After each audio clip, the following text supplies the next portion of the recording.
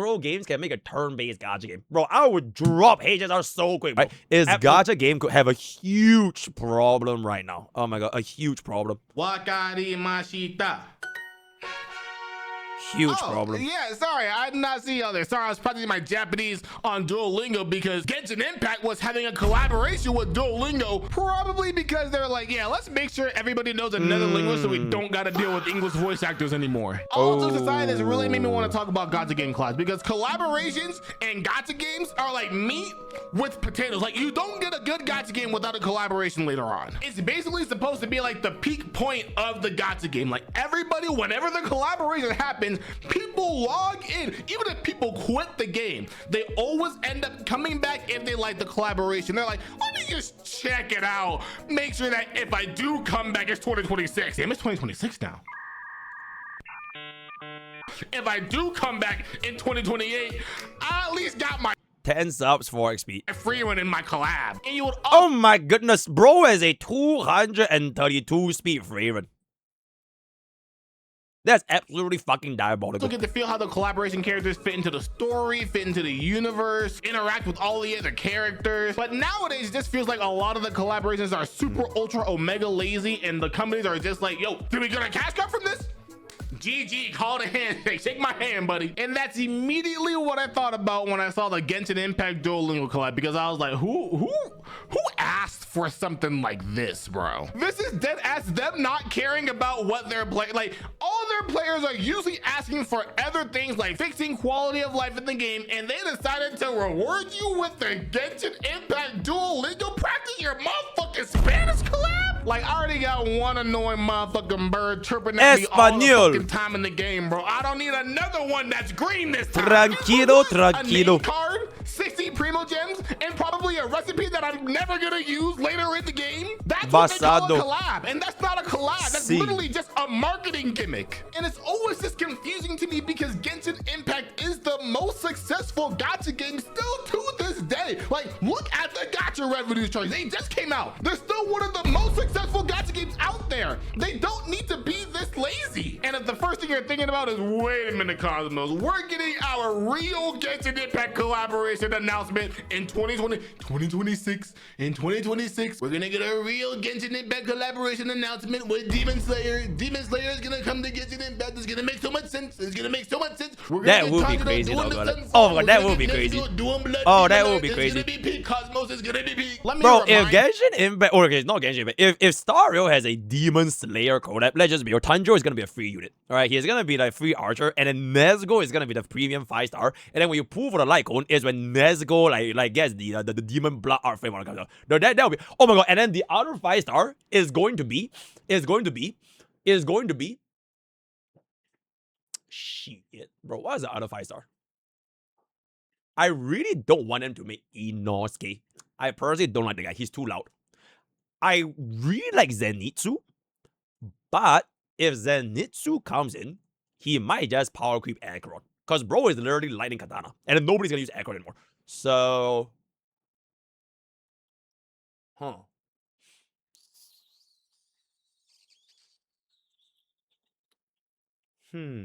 what's a good 5-star?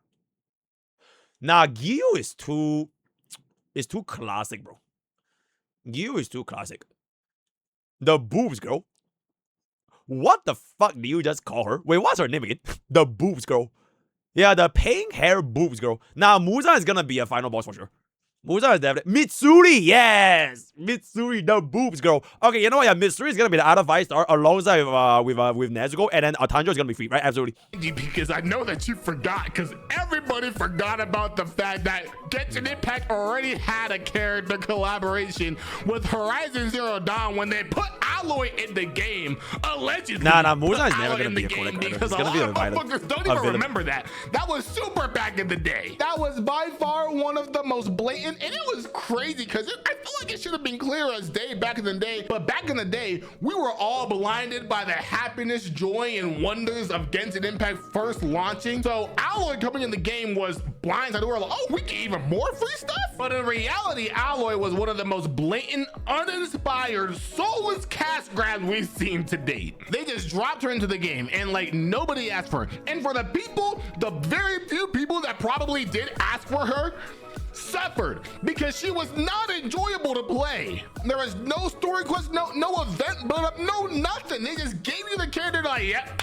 Here you go, Alloy, bro. Have some fun with this 5-star that pretty much plays like a 3.7 star. Not even a 4-star, by the way. This character's garbage. If you use him, low-key, you're trolling. By the way, I do know there are people out there that do play Alloy. There are teams out there that support Alloy and make her do a lot of damage. I just still think you're trolling if you use her. On top of that, if I remember correctly, I'm pretty sure her weapon was also locked to only PlayStation players. So if you played on mobile, you were suffering, bro. Something like that is honestly just disgusting for one, the IP that gave them the rights to use Alloy in the game, and two, the fans who really actually like Horizon Zero Dawn and Alloy. And if you thought Hoyoverse was gonna stop there, nah, bro, they wanted to shake your head one more time with Honkai Star Rail. When they announced the Fate collab, everybody pretty much lost their minds. They're like, oh my God, a real?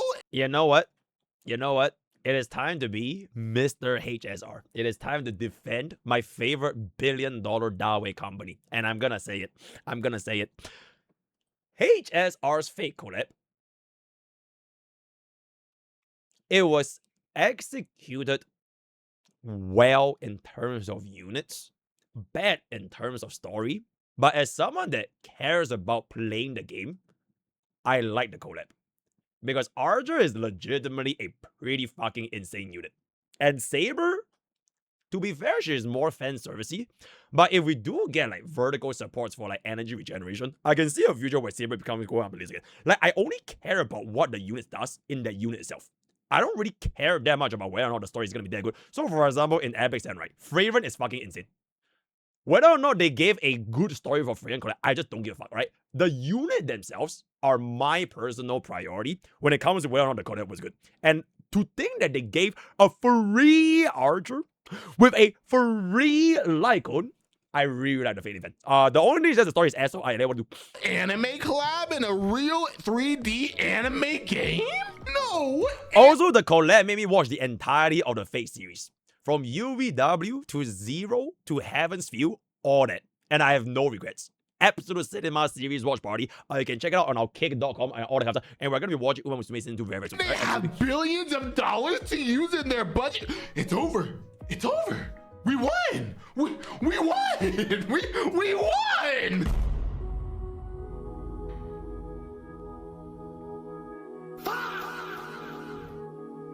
That's the shit we got. The biggest chance that we had so far for the anime gacha gaming collaboration landscape to be redefined was completely destroyed with that shit, bro. That could have laid the path for every other game in the future if it was done just even 20% better, bro. But this shit that they did with the Fate collab literally killed any chance I had to believe in the Hoyoverse to make a good collaboration, bro. The NPCs have no flavor. The characters aren't even voice acted in every language. And like the story within it felt like the company basically went on a lunch break and was like, hey, yo, Loki, let's do that in our story. Yeah, let's do that. Yeah, let's just do it. Let's just do it. And you know why they do it?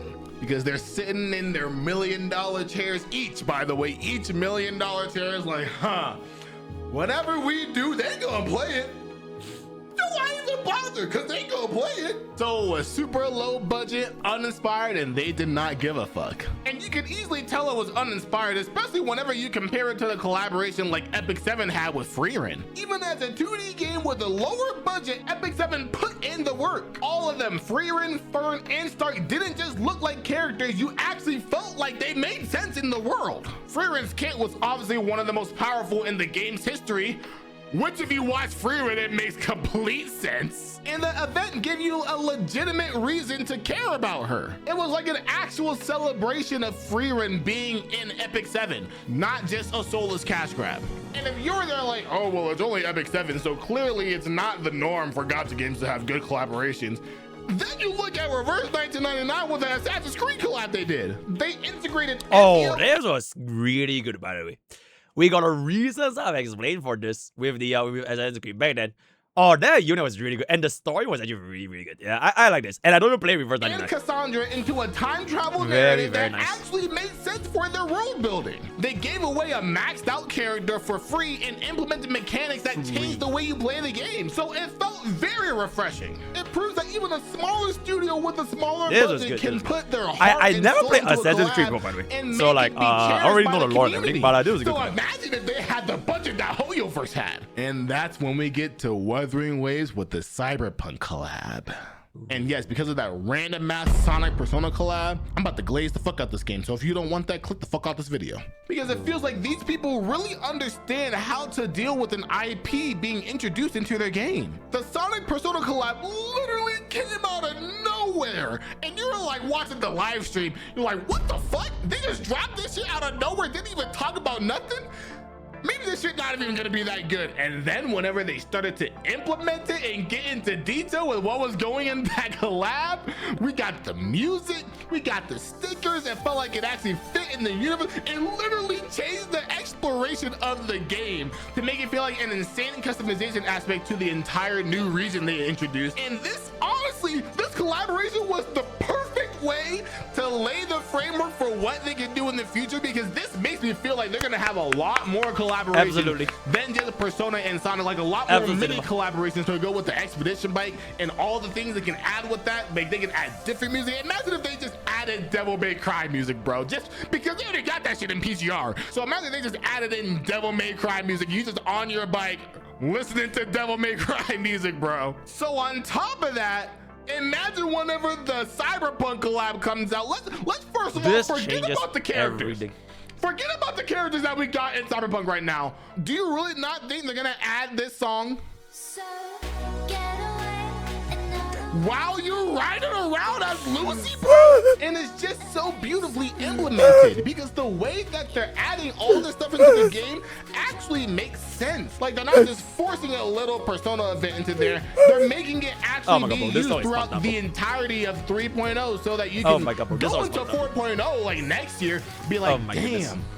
Yo, I missed that shit from 3.0. Let me go back to the by the way, out of this, ride DMCA just around have my a bike problem. and Yeah, I don't think it listen should be DMCA because like he needs to monetize his stuff.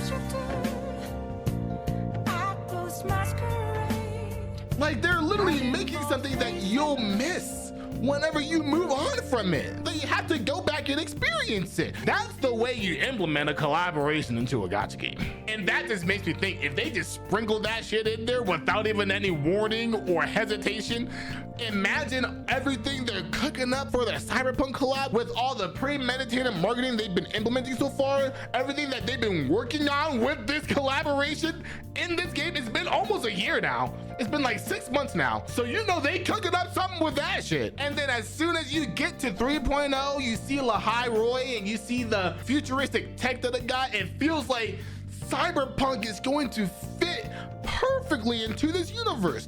And that's what people genuinely thought with the Fate collab in Honkai Star Rail, but they dropped the ball. But in this game, it feels like they're not gonna drop the ball, because they haven't really dropped that many balls. And they dropped a couple balls. They definitely dropped a couple balls, but they didn't drop that many balls recently, and they just like 2.7.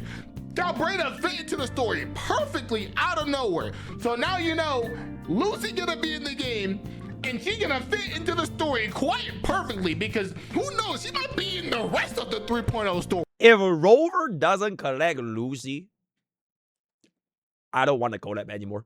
He better damn well collect Lucy, by the way, right? He has to collect her, gather her, if I can say so myself. And at the end of a Cyberpunk's collab in Wuthering Waves, we have to take her to the moon, bro. Right? That is the only way this collab story can end. I grab Lucy by her fucking hands when she does this, and we all go to the moon together as we absolutely destroy Adam's Special.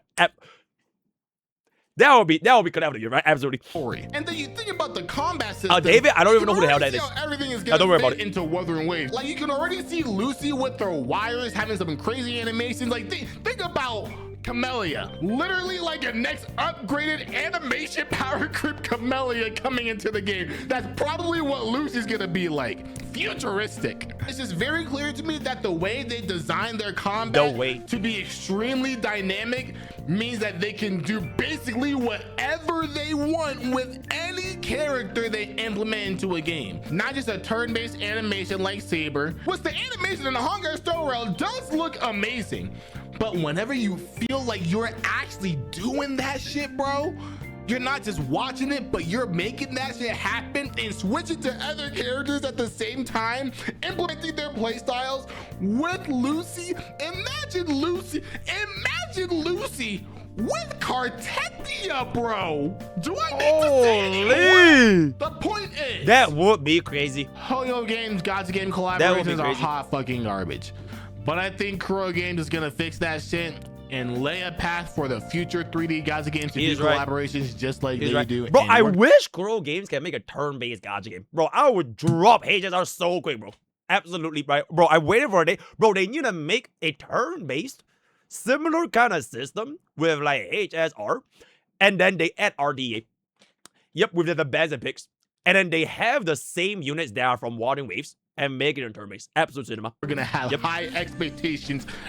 It will change has everything. high expectations for the Cyberpunk collab. I think they're going to be met with a very delicious meal, and everybody else afterwards is gonna have to follow suit, or they're just gonna be destroyed and implode. So when we're in 3.4 and 3.5 and I'm there in Wuthering Waves playing as Lucy from Cyberpunk, I'm gonna be looking over there at Holyverse players. Bro, I love Lucy in the one. Yep, I'm looking forward to the Cyberpunk collab. Voice actors in Absolute cinema. Absolutely. I love Wuthering Waves. I love it. It's really, really good. So we've never come to the end of this. See you guys on the clip channel. Hail Wuthering Waves. Hail Cyberpunk, the greatest Gacha game collaboration anticipation that we're gonna be in a very long time. WWW. You have cooled your last cool, my man.